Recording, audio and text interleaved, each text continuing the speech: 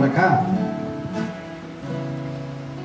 E estar aqui com vocês é um momento muito especial para todos nós. E a gente não fala isso da boca para fora. Aqui é um lugar que eu sempre sinto a presença de Deus. É engraçado. É verdade. Mas parece que aqui tem uma atmosfera diferente. Glória. E eu já falei isso para o pastor Levi algumas vezes. Dá para ver, ó. O pé do meu cabelo arrepia. Todas as vezes que eu falo algo que é como o Espírito Santo estiver testificando, o pé do meu cabelo fica arrepiado. E isso não tem base bíblica nenhuma, não tem nenhum fundamento teológico, mas acontece. Faz parte das experiências que a gente que busca a Deus de forma incessante acaba tendo. É um efeito colateral do nosso andar em obediência. Você está entendendo isso? Não? Existe um efeito colateral quando você procura andar em obediência. E eu gosto de falar muito desse tema, e alguns pastores amigos meus falam que eu sou muito legalista, que eu falo muito no aspecto de obediência, como se a salvação dependesse da nossa postura. E eu queria deixar esse conceito um pouco mais claro hoje, e mesmo sem combinar com o Rafael, ele iniciou a mensagem dele com algo parecido com o que eu quero passar para vocês. Nós temos dois assuntos muito importantes quando a gente fala de vida com Deus. O primeiro é a justificação. E o segundo é a santificação. E eu falo muito de obediência porque as minhas experiências com Deus, a minha sintonia com o Espírito Santo, só ficou na mesma frequência quando eu passei a obedecer. E os frutos disso são maravilhosos. E eu me sinto na obrigação de alertar essas pessoas que ouvem a mensagem que a gente deixa, de que isso está acessível para você também. Você está entendendo isso? Todos nós que acreditamos que Jesus morreu pelos nossos pecados, para nos livrar da condenação eterna, somos filhos de Deus. Isso é o que a Bíblia fala. Ah, mas o cara é estuprador. Se ele se arrependeu e reconhece Jesus como Salvador, ele é filho de Deus. Ah, mas o cara é pedófilo. Se ele se arrependeu e ele reconhece Jesus como Salvador, ele é filho de Deus. E isso não é uma questão da gente concordar ou não. Isso é uma questão de uma verdade absoluta que a Bíblia traz. E por mais que a nossa coerência humana tenda a não entender isso, é difícil, né, a gente aceitar que alguém que abusou de uma criança tem acesso à salvação. Mas através do arrependimento e do sangue derramado na cruz, ele alcançou a salvação. Mas tem o lado B dessa história. Então esse é o lado A. A justificação é o lado A. Quem está me acompanhando aqui? E o lado B é a santificação. E o lado B não tem a ver com a salvação. Jesus já pagou essa conta. O lado B tem a ver com uma consciência transformada. Dá para entender? Eu tive acesso à salvação, minha conta está paga, e agora eu tenho um caminho a percorrer até que eu morra e vá me encontrar com Jesus, ou até que Jesus volte. E eu creio fortemente que a grande maioria de nós vai passar por essa experiência de ver Jesus voltando. Existem várias contas sendo feitas, porque a Bíblia não diz o momento exato. E a Bíblia não diz o momento exato porque é didático. Não existe um momento exato porque não é para a gente se preparar para um momento específico. É para a gente se preparar para um momento que um dia vai acontecer, e pode ser que a gente atravesse ou não. Atravesse em vida ou não. Porque se a gente morrer antes estando em Jesus, nós nos encontraremos com Ele da mesma forma. A Bíblia diz que Ele estará a postos para nos receber. Quem quer ser recebido por Jesus? E esse é o lado B da mensagem que eu queria trazer para vocês. Eu queria focar muito nisso. Eu falei sobre isso semana passada lá na comunidade que eu congrego, e eu queria explorar um pouco mais abertamente esse conceito, para que vocês entendam a maneira como eu penso.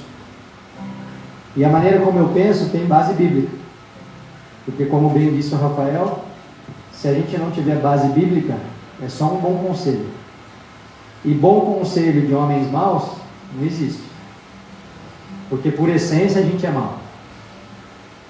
Então a gente precisa sempre estar com base na palavra de Deus, e ela é imutável, ela não muda, pode passar o tempo que for, ela não muda.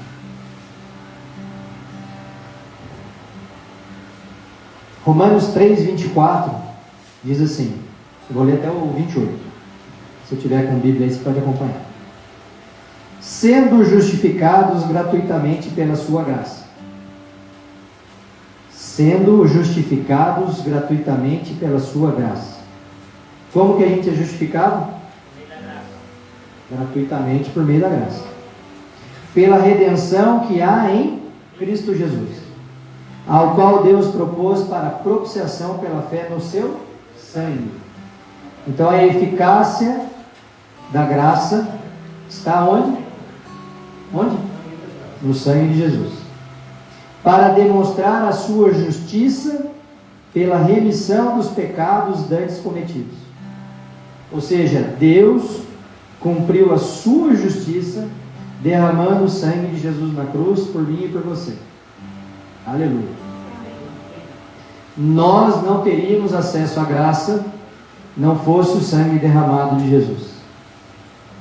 Para a demonstração da sua justiça neste tempo presente, para que ele seja justo e justificador daquele que tem fé em Jesus. Ou seja, para eu ter acesso à graça, pelo sangue derramado, eu tenho que ter fé em quem? Hein? Jesus. Vocês comeram hoje no almoço? Fala forte. Fé em quem? Jesus. Onde está a vanglória? Ou seja, onde está o nosso mérito? É excluída. Por qual lei? Das obras? Porque eu fiz o bem, porque eu ajudei alguém? Não. Mas pela lei da fé. Concluímos, pois, que o homem é justificado pela fé sem as obras da lei. Então, o mérito da salvação, da nossa reconciliação com Deus, é exclusivamente de Jesus. Deu para entender? Amém. A religião vai querer dizer para nós que nós precisamos fazer isso ou aquilo, nos comportarmos dessa maneira ou daquela maneira para ter acesso à salvação. Mas isso não é Bíblia. E se a gente tiver dúvida em relação a esse ponto, a gente tem uma série de outros versículos que a gente pode consultar. Atos 13:39, 1 Coríntios 7:11, Gálatas 2:16, Romanos 5:1, Tito 3:5 e tantos outros. Então a justificação é dúvida para alguém? Alguém tem dúvida sobre a justificação? Sim ou não?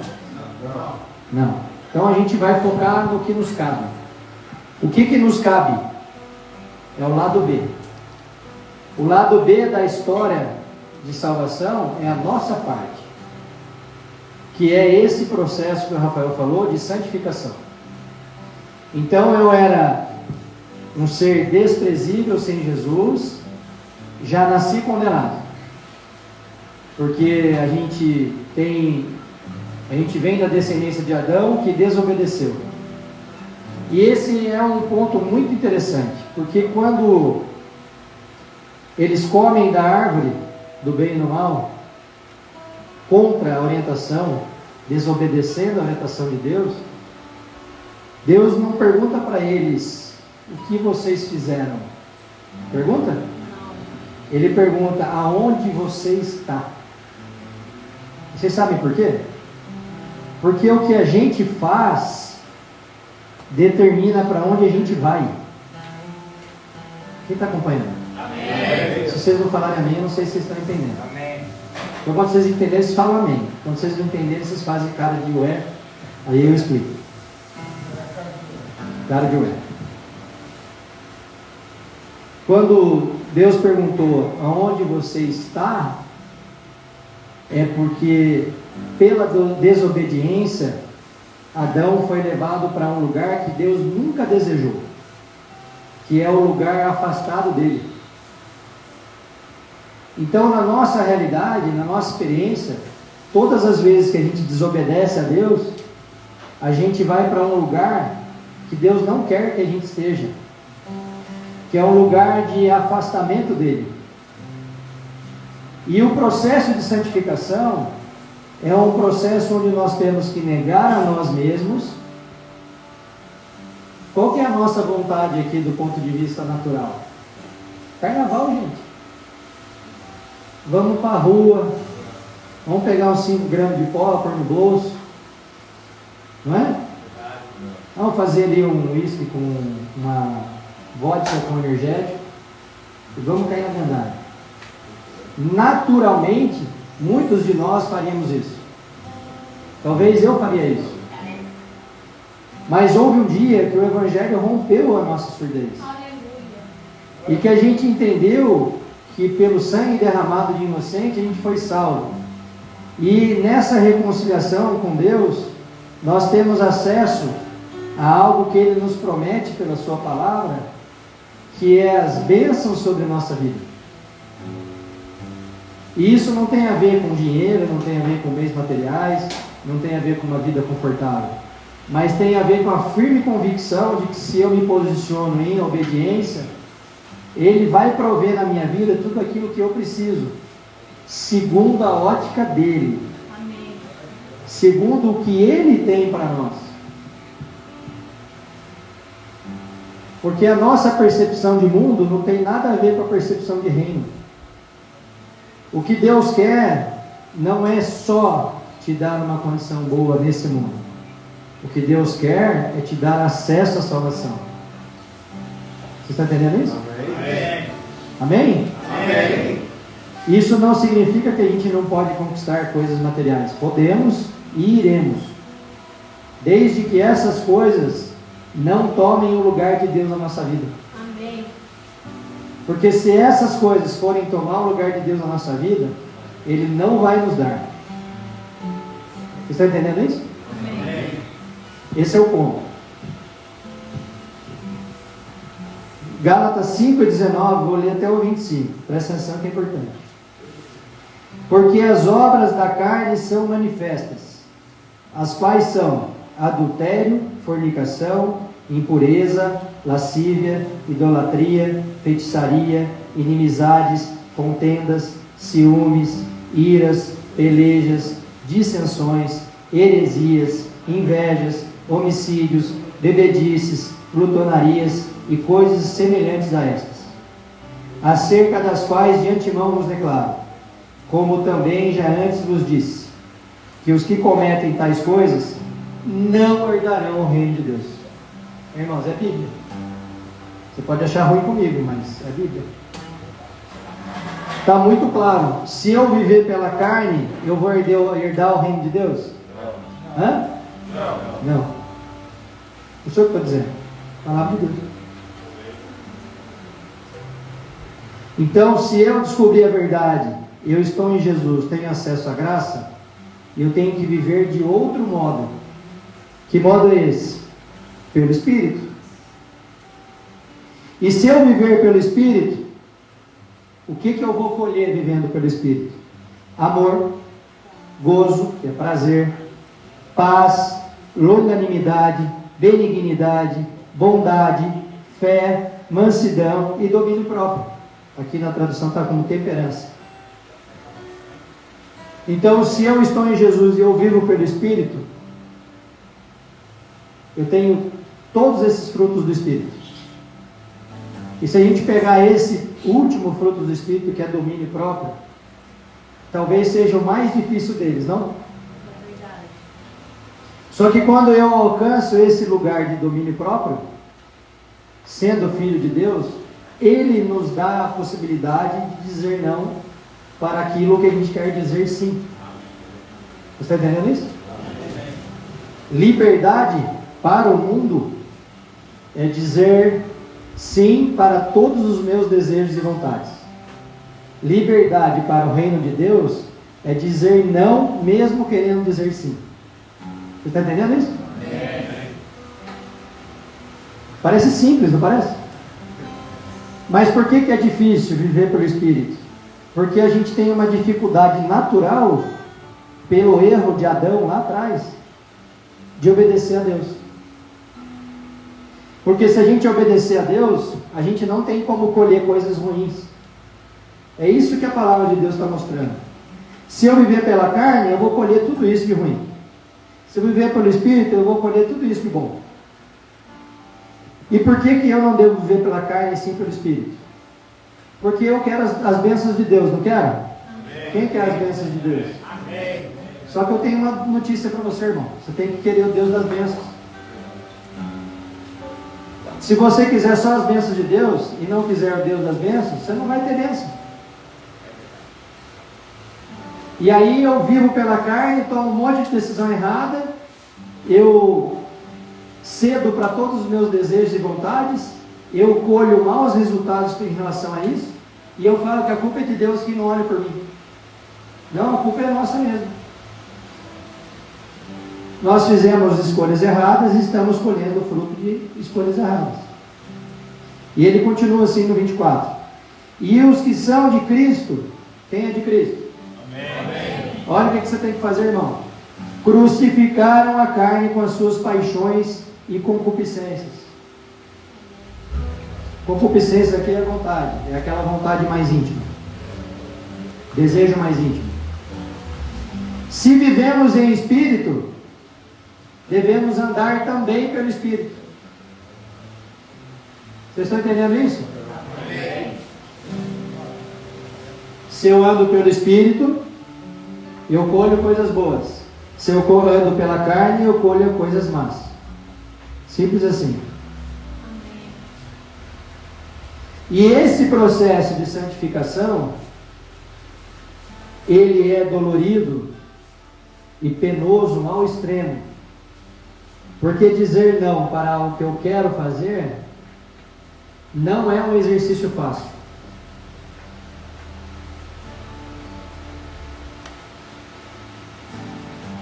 Quando alguém me convida sexta-feira, na hora do almoço, para ir para Ubatuba, eu falo assim, eu não vou porque eu tenho um compromisso lá na Proada. Eu estou vivendo como? Pelo Espírito. Porque a minha carne quer ir lá para Ubatuba, descansar, botar o pé na areia. Você está entendendo isso? Amém. Só que a gente não faz isso de uma forma penosa mais. Porque Deus dá para nós a capacidade de ter prazer em obedecer. Amém. Essa é a chave que tem que virar na nossa cabeça. Essa é a chave que em algum momento virou na minha cabeça. Quando eu entendi que eu abandonar aquele vício de bebida, no final de 2023, que Deus me pediu, que eu já compartilhei com vocês. Você quer mais intimidade comigo? Então entrega isso aí que eu já pedi para você. Eita, glória. Só que, irmãos, de verdade, diante de Deus, se eu soubesse as experiências que eu teria com o Espírito Santo, a partir do meu movimento de obediência, eu tinha obedecido muito antes. Porque Deus não está preocupado com a sua capacidade intelectual. Eu nem tenho capacidade intelectual para fazer o que a gente faz. Ele está preocupado com o seu coração. A Bíblia fala, antes de tudo, guarde o seu coração. Porque dele ou sai vida ou sai morte.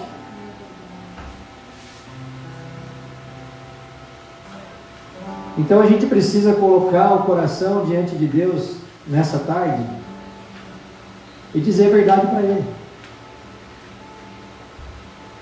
Eu não acho que há pessoas más aqui. Não acho.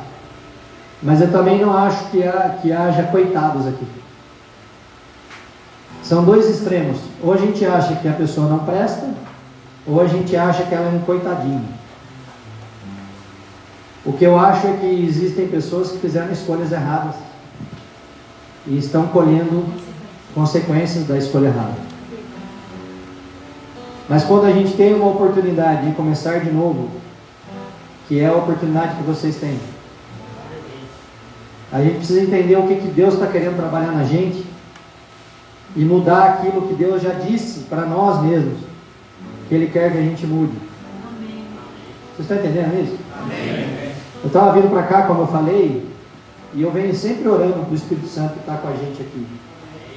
Porque é gostoso quando a gente se reúne para falar sobre a palavra de Deus, e o Espírito Santo está aqui, e Ele move, Ele dá uma palavra de sabedoria, Ele revela alguma coisa. É gostoso isso. A presença de Deus é algo incomparável. Quando o Espírito Santo vem, a gente sente a presença dele e é uma sensação maravilhosa, é ou não é? Glória a Deus. E eu falei, Senhor, o que o Senhor quer com tudo isso? O Rafael falou aqui, a gente vai fazer 1 ano que está fazendo esse trabalho na praça. Eu falei, Senhor, o que o Senhor quer com isso? E agora nós vamos fazer em 2 praças ao mesmo tempo. Na praça da Eletro e na praça da rodoviária. Então a gente está dobrando esse trabalho. Está fazendo uma primeira divisão do grupo que cresceu e vai fazer em 2 lugares ao mesmo tempo. E Deus já me deu a visão de multiplicação. E se, em nome de Jesus a gente vai estar em várias praças em Taubaté ao mesmo tempo. E não é porque a gente tem um projeto em relação a isso, pessoal. Porque vocês acreditem ou não, o que a gente pode ganhar com isso? Eu falei lá segunda-feira passada e é verdade. A maioria das igrejas, e não estou tacando pedra nas igrejas, estou dizendo só do formato que existe. A maioria das igrejas, elas fazem um culto para pessoas iguais. Mais ou menos do mesmo nível social, mais ou menos do mesmo nível de educação. E essas pessoas, elas ofertam e dizimam e bancam a estrutura da igreja. E as igrejas sérias revertem isso em trabalho para quem mais precisa. Mas tem também igreja que é grande, que não faz isso. Que usa esse recurso de forma errada. É ou não é verdade? A gente conhece algumas, infelizmente. E eu falei, o de segunda é a primeira igreja que nasceu para ofertar e dizimar. A nossa igreja não tem ideia de receber. A nossa igreja tem ideia de ofertar. E por algum motivo Deus nos chamou para isso. Deus nos chamou para esse movimento. E eu vindo para cá e conversando com Deus no carro sozinho, depois que eu passei lá, comprei as coisas do café, eu falei, Senhor, o que o Senhor quer com isso? Por que o Senhor foi me incomodar aquele dia na minha casa? Por que eu? Por que depois chegou o Rafael, chegou a Fia, chegou a Letícia, o Renan? Por que o Senhor foi somando essas pessoas? Porque eu não chamei nenhum deles. Chamei? Não. Deus enviou. Porque Deus falou para mim que não era para eu chamar, que Ele ia enviar as pessoas. E isso é muito bom. Porque a gente não é um clube. Não são pessoas com maior afinidade, amigos. A gente está se tornando amigo agora, caminhando junto. Em torno de um propósito que não é nosso, individual, pessoal do mundo. Falei, por que o Senhor me tira da minha empresa? Eu tenho um monte de desafios, vocês não fazem ideia. Por que o Senhor foi mexer comigo nesse aspecto? E Ele falou claramente no meu coração, porque você se dispôs. Porque você estava disponível. E o que Deus quer de nós é só essa disponibilidade. Deus não quer que você finja ser uma pessoa que não é para Ele. Ele sabe quem você é. Quando você pega seu celular escondido lá e vai ver pornografia, Ele está vendo. Quando Ele sabe que você está projetando sair daqui e já voltar para a bagunça, Ele está sabendo antes de você pensar. Quando você está aqui ouvindo a palavra e está pensando assim, cara, não queria estar aqui, Ele está sabendo também. A gente não consegue fraudar nada com Deus. Foi Deus que nos criou. Só que Ele, num processo muito bem pensado, porque Ele é Deus. Depois que Ele ressuscitou e voltou aos céus, Ele deixou o Espírito Santo aqui. E quando você ouve a palavra e a palavra é semeada no seu coração, a palavra não depende do solo para frutificar. O poder está na palavra.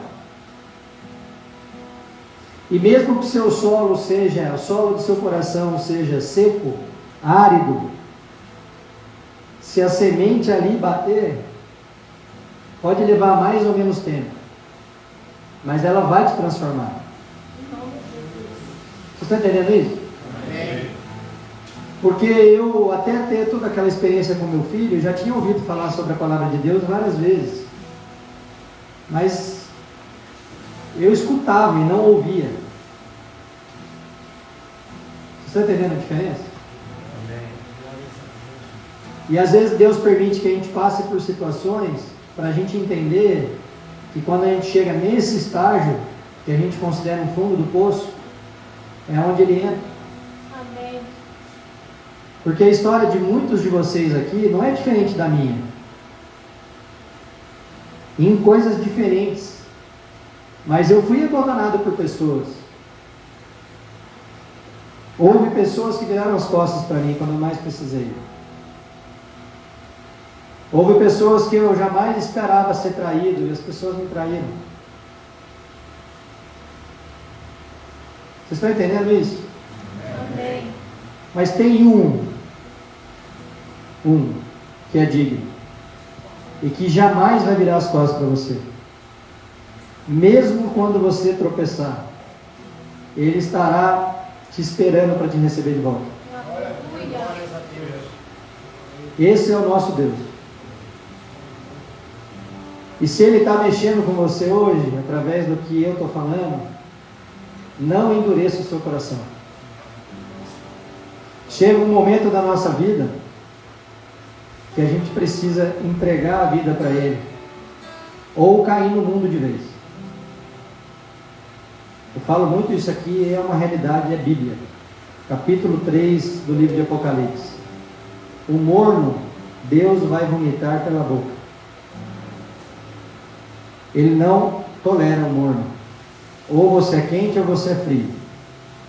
Se você não tomar a decisão por ser quente, seja frio de uma vez. Você está entendendo isso? Amém.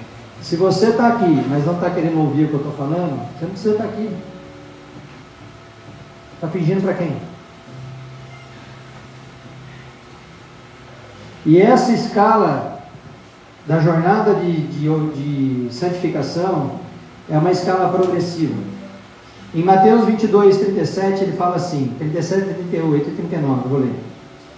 E Jesus disse-lhe: amarás o Senhor teu Deus de todo o teu coração, e de toda a tua alma, e de todo o teu pensamento. Este é o primeiro e grande mandamento. E o segundo, semelhante a este, que é: amará o teu próximo como a ti mesmo. Irmãos, é difícil pra caramba eu colocar o interesse do meu próximo no lugar do meu interesse. Em João 15, 12, ele sobe essa régua. Ele fala: o meu mandamento é este, que vos ameis uns aos outros, assim como eu vos amei. Jesus se entregou na cruz por nós. Será que a gente é capaz de se entregar na cruz por alguém? Em Lucas 9, 23, ele sobe mais essa régua, numa altura que a gente não tem condições quase de alcançar. E diz: se alguém quer vir após mim, negue-se a si mesmo, tome cada dia a sua cruz e siga-me. Então, a gente está habituado a ouvir o evangelho de conquistas e vitórias. É ou não é verdade? Só que o evangelho de Cristo não é esse Deus que vai te dar tudo. O evangelho de Cristo não é esse Deus que é só amor. O evangelho de Cristo é o evangelho onde nós temos que ir para a cruz. Amém. No nosso coração existe um trono. Se eu não me entreguei para Jesus, eu estou no trono do meu coração. Se eu me entreguei para Jesus, eu vou para a cruz, e Cristo vai para onde? Para o trono do meu coração. Está entendendo isso? E a hora que você deixar Jesus sentar no trono do seu coração, a sua vida vai mudar drasticamente, independente da situação que você está vivendo. Aleluia. Ele vai te dar forças para você atravessar o que você precisar atravessar. Amém. Porque todo o processo que Ele permite a gente passar, a gente se posicionando como filho, é para gerar em nós uma pessoa melhor. Você está entendendo isso? Amém. A Bíblia fala que a gente tem um processo para percorrer, para alcançar a estatura do varão perfeito. Qual é a estatura do varão perfeito? É a estatura de Jesus. Deus nos criou para sermos como Jesus. Você está entendendo isso? Amém. E é essa decisão que a gente tem que tomar. A gente não precisa ficar fingindo que a gente quer chegar nessa estatura. Ou a gente persegue esse caminho, ou a gente vai para o mundo de vez. Porque a gente vai estar condenado da mesma forma. E aí alguém vai dizer assim: Temer, mas você está dizendo que é necessário obedecer para ser salvo. Não é isso que eu estou dizendo. Eu estou dizendo que uma vez salvo, a consequência é obedecer. É verdade. Porque a gente não é salvo pela fé? Sim ou sim? Para eu dizer que eu tenho fé em Jesus, eu tenho que ser o quê? Obediente. Eu tenho que ser filho. Se eu continuo vivendo pela carne, eu sou criatura. Se eu vivo pelo Espírito, eu me torno filho. Se eu me torno filho, eu tenho a salvação. Se eu tenho a salvação, eu ando em obediência.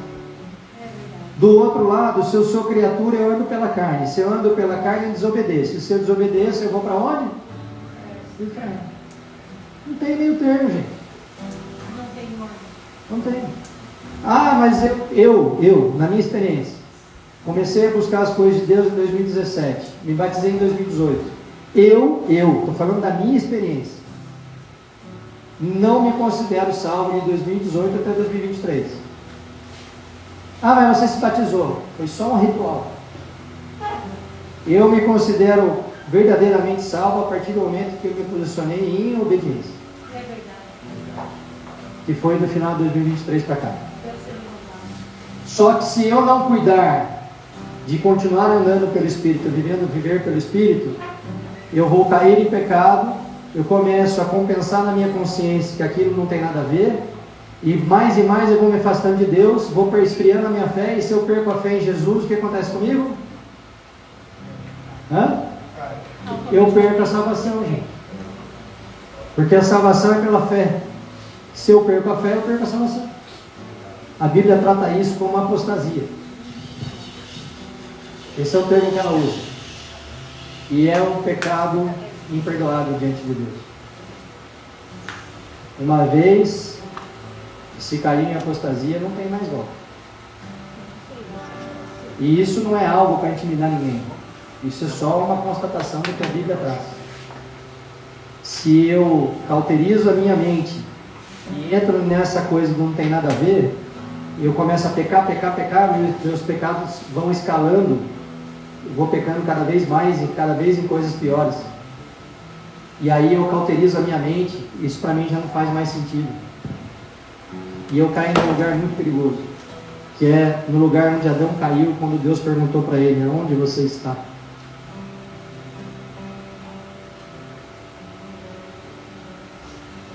Eu não quero ser como Adão. E ou a gente é descendente de Adão, ou a gente é descendente de Cristo. Você está entendendo? Amém.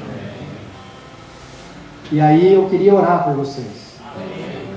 Porque eu sei que tem muitos de vocês que estão em término de tratamento.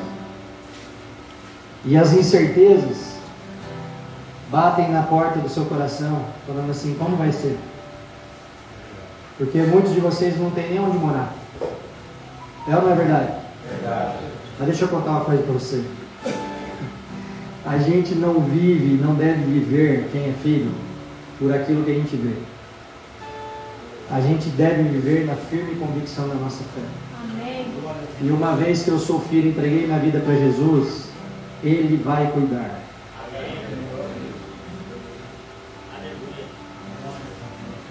O que diz em Mateus 6,33? Buscar em primeiro lugar o reino de Deus e a sua justiça, e então todas as outras coisas lhe serão acrescentadas. Deus já tem um plano perfeito para a sua vida. Você só precisa crer. E se eu creio, qual é a consequência? Eu obedeço. É verdade. Se eu creio e obedeço, irmão, pode esquecer, está garantido. Aleluia. Você está entendendo? Glórias a Deus. Obedecer é uma consequência da salvação, não é uma causa da salvação. A causa da salvação é o sangue derramado. Mas se eu creio no sangue derramado, me tornei filho, caminho pelo Espírito, eu naturalmente obedeço. E se eu obedeço, Deus está olhando por mim. Amém? Amém. É isso que a gente precisa entender essa tarde. Então, se você tem alguma petição, nosso irmãozinho ali vai puxar o louvor, e eu queria que você viesse aqui no centro para a gente orar com você. Amém?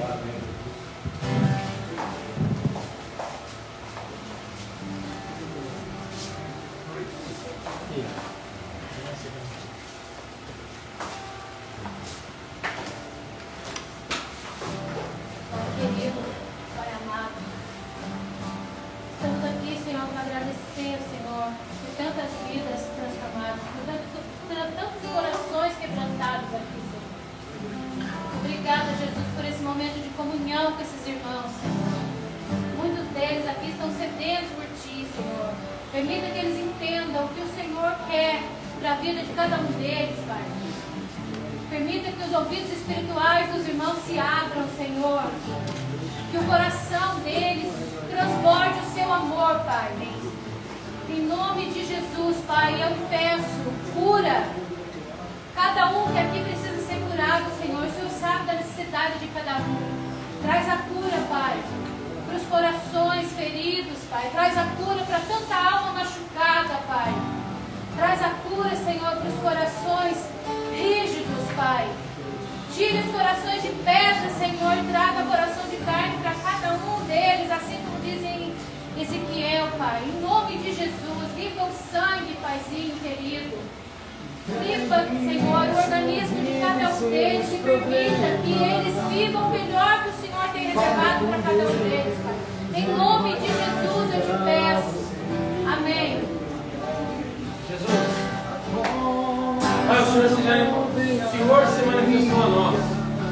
E nós não queremos a manifestação do Seu Espírito para sermos homens e mulheres de boazinhas. Homens e mulheres que os outros olham, nossa, como ele é bom, não. Nossa, como Cristo vive nele. Ele foi transformado. Eu conheci esse homem, eu conheci essa mulher lá no passado. E eu vejo a obra do Senhor na vida dele. Pai, nós queremos a Tua manifestação acima de todas. Nós queremos ser obedientes, Pai. Ainda que com provações, ainda que passando pelo deserto, nós queremos que o Senhor caminhe lado a lado conosco. Encha, Pai, nosso coração de certeza e de fé. A Tua palavra diz que nem a fé nossa, mas é dom de Deus. Então, meu irmão, abre o teu coração e peça fé. Fé no Filho de Deus. Fé na ressurreição. Fé que a sua vida será transformada se já está no nós temos um evangelho de movimento, Pai. Um evangelho que tira o homem do estado de morte e leva ele para um estado de vida. Onde havia trevas, agora a luz. E o Senhor é a luz dos homens. Pai, em nome de Jesus, ficamos aqui, Pai, inteiramente ao teu dispor. Faça a tua obra, Espírito Santo. Para que amanhã nós moramos com você, em nome de Jesus. Em nome de Jesus. Espírito Santo de Deus, Pai amado, Pai querido, ô Senhor, eu te peço, Pai, em nome de Jesus, venha sobre nós, Senhor, como labaredas de fogo, Senhor. Faça em nós, Jesus, o que o Senhor derramou em Pentecostes. Ô Senhor, venha sobre nós com o seu poder. Dê, Senhor, a esses nossos irmãos aqui a firme convicção de que eles podem confiar plenamente nos seus desígnios, Pai. Faça com que eles encontrem no coração deles a paz que eles necessitam, que eles tenham força para atravessar esse momento. E, Senhor, eu sei que o Senhor está falando com muitos deles nessa tarde. Então que o Senhor aprofunde neles o conhecimento da sua palavra. Ô Senhor Jesus, faça a sua obra, Pai. Faça com que eles sejam restaurados pelo poder da sua palavra. Que eles sejam restaurados porque eles entenderam a verdade da cruz, meu Pai. Faça com que eles possam restabelecer a sua dignidade, retomar o convívio em família, que eles consigam receber o perdão daqueles que eles magoaram, que eles entendam, meu Pai, o poder que há no Evangelho, no verdadeiro Evangelho de Cristo. Senhor, eu te peço em nome de Jesus, que o Senhor abra os caminhos desses nossos irmãos que estão aqui. Que o Senhor tire deles, Senhor, de forma sobrenatural, qualquer sentimento, espírito de rejeição, de derrota, de vergonha, Pai. O Senhor os trouxe aqui não só para recuperar em relação aos vícios. O Senhor os trouxe aqui para formar neles, Senhor, o seu caráter. Que eles entendam o privilégio que é andar em obediência, andar debaixo da sua proteção, meu Pai. Que o Senhor faça como a sua palavra promete em Efésios 3:20. Ô Senhor Jesus, faça, Senhor, a sua boa obra, complete a sua boa obra.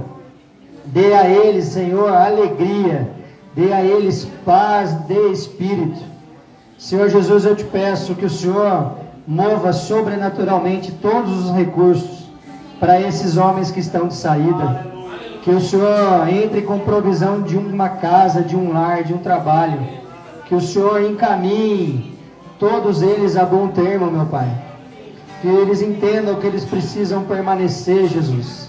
Permanecer até que o Senhor venha, ou que a gente vá se encontrar com o Senhor. Que o Senhor derrame sobre eles todas as bênçãos. Que o Senhor olhe por eles todos os dias. Que o Senhor dê a eles forças para resistirem às setas inflamadas do inimigo, meu Pai. Ô Senhor Jesus, os convença de que o Senhor é o caminho, a verdade e a vida. Que eles permaneçam, Jesus, em obediência, para a honra e glória do seu nome. Amém.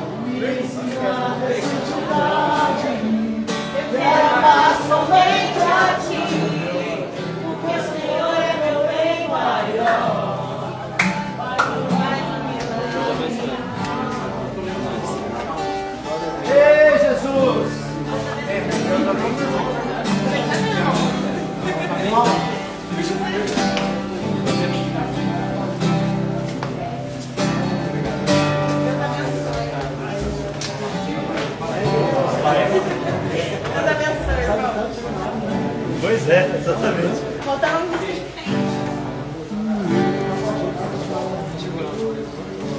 Chegou?